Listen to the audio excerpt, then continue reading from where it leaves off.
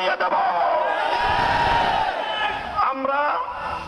আমরা সব সময় শান্তিপ্রিয়, কিন্তু আমাদের ধর্মের ব্যাপারে, আল্লাহর পয়গম্বরের ইজ্জতের ব্যাপারে, আল্লাহর কোরআনের সম্মানের ব্যাপারে আল্লামা মামুনুল হক বলেন, আমরা তোমাদের পাশে আছি, তোমাদের কোনো ভয় নাই, আমরা ছাত্রদের পাশে রয়েছি, তোমরা এগিয়ে যাও।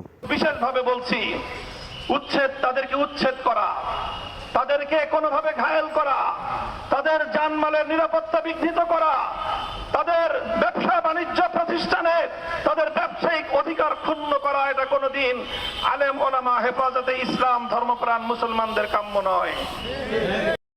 বাংলাদেশে শুধু ইসলামিক আইন চলবে, রাষ্ট্র চলবে কোরআন দিয়া। তোমাদের পাশে আছি, পাশে থাকবো ইনশাআল্লাহ। জীবনের শেষ নিঃশ্বাস ত্যাগ করা পর্যন্ত তোমাদের পাশে থাকবো। শুধুমাত্র অনুরোধ, তোমরা এগিয়ে যাও।